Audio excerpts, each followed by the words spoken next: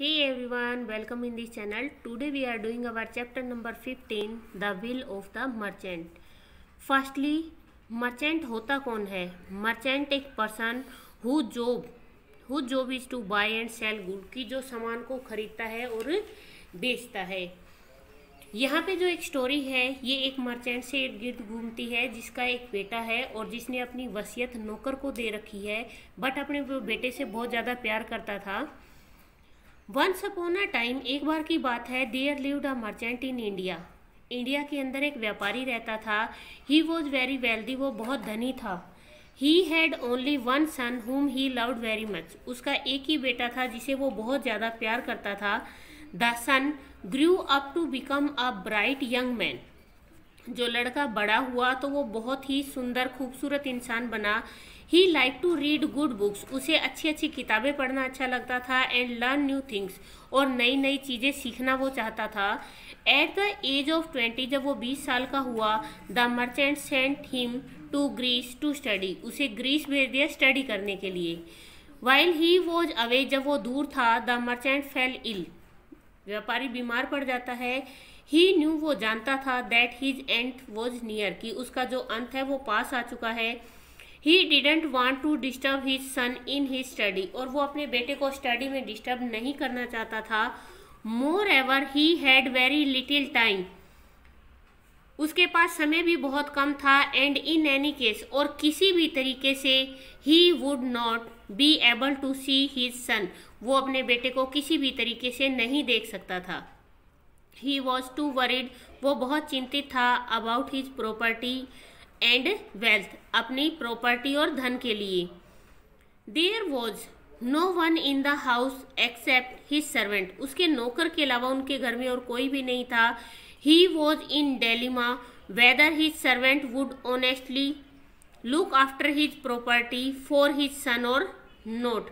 उसे ये डर था कि उसका जो नौकर है पता नहीं उसकी प्रॉपर्टी की अच्छे से देखभाल करेगा या नहीं करेगा, या उसके बेटे को देगा या नहीं देगा। However there was no other way, परंतु इसके अलावा और कोई दूसरा रास्ता भी नहीं था।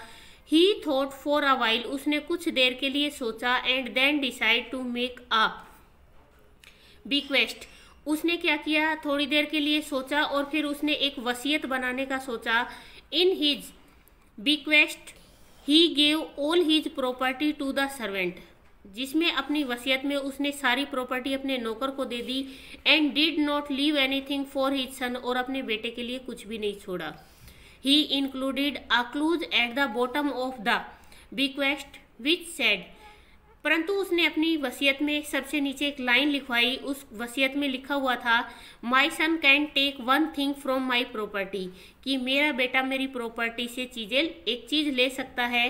Who ever heard of the bequest was amaze, और जिसने भी इस वसीयत को सुना वो सुनकर हैरान हो गया। आफ्टर अ फ्यू डेज, कुछ दिनों के बाद, द मर्चेंट डाइड, व्यापारी मर गया।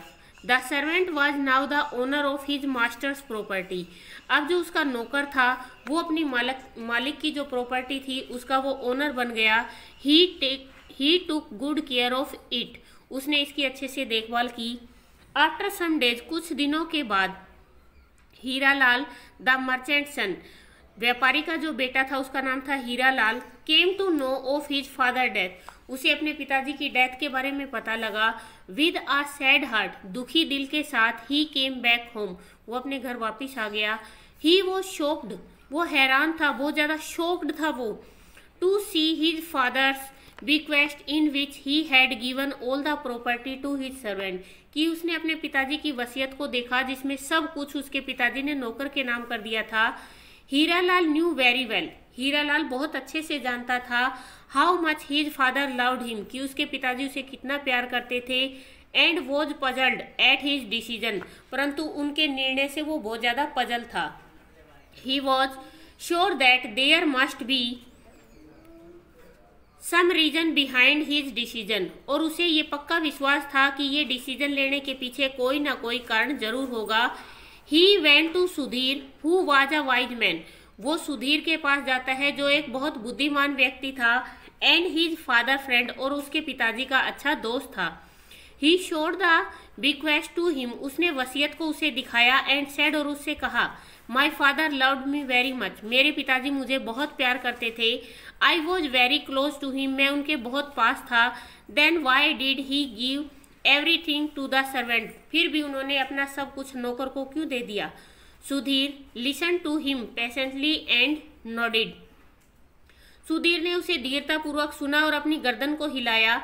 Hiralal expressed his grief, Hiralal ने अपने दुख को व्यक्त किया, एंड सेड, और कहा, that now he would have to work for his father servant, कि अब उसे अपने पिताजी के नौकर के लिए काम करना पड़ेगा।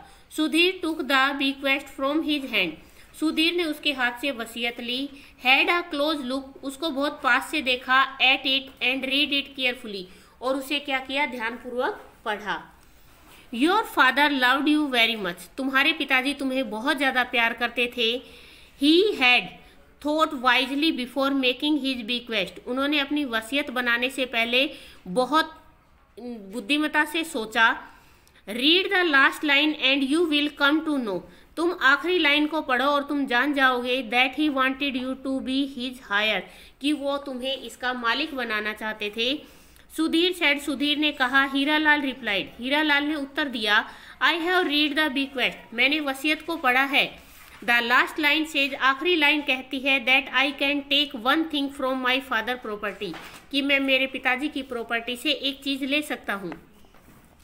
As per the law of the land, जो जमीन का नियम होता है, जो कानून होता है, the master has full right over the property of the servant, नौकर की प्रॉपर्टी पर उसका पूरा अधिकार होता है। As you are the heir of his property, जैसे कि तुम अपनी प्रॉपर्टी के मालिक हो। You can ask for the servant, तुम नौकर से पूछ सकते हो। You shall then inherit all your father property, said Sudhir, और सुधीर ने कहा कि तुम अपने पिताजी की प्रॉपर्टी को ले सकते हो। हीरालाल हीव्ड अ साई ऑफ रिलीफ, हीरालाल ने आह की एक रिलीफ, राहत की सांस लेता है। Ah, now I know why my father made this bequest, वो कहता है कि हाँ, अब मैं जान गया कि मेरे पिताजी ने ये वसीयत क्यों बनाई थी। He gave all his property to the servant, उन्होंने सारी प्रॉपर्टी नौकर को दी। So that he should not waste the money, ताकि वो धन को बर्बाद ना कर सके। And look after it well, और इसकी अच्छे से देखभाल कर सके।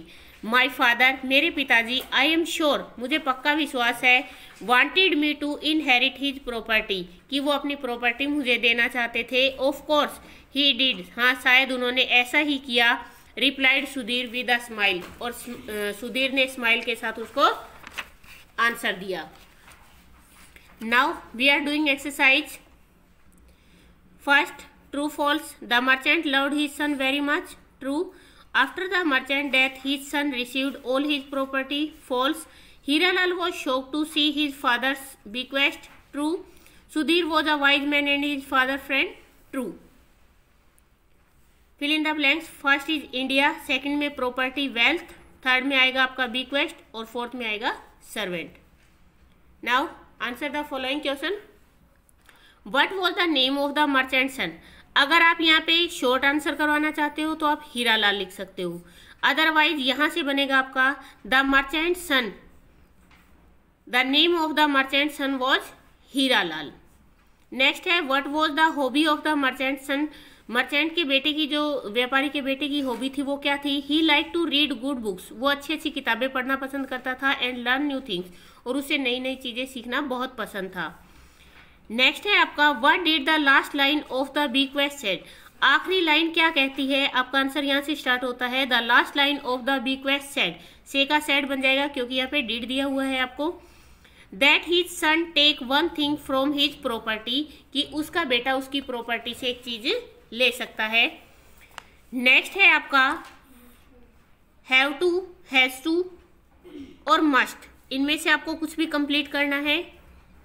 यहाँ पे आप हैव टू का यूज कर रहे हो या हैज टू, इसमें हैज टू, यहाँ पे आप मस्ट का यूज कर सकते हो। You must use a pen not a pencil, have to की जगह मस्ट का यूज हो सकता है यहाँ पे। नेक्स्ट है आपका मस्ट, हैव टू, मस्ट और हैव टू। इसके बाद आता है आपका चूज द करेक्ट वर्ड। ये हैं आपके होमोफोन्स, जिनकी जो स्पेलिंग होती है वो डिफरेंट होती है बट इनकी प्रोनाउंसिएशन सेम होती है। फर्स्ट में आएगा स्टेयर, डोंट स्टेयर, स्टेयर मैंने होता है घूरना। जुडिशियल, टेल मैंने होता है पूंछ, ये टेल होता है कहानी और इसका मतलब होता है पूंछ। फोर्थ में आएगा आपका कास्ट और फिफ्थ में आपका आएगा है।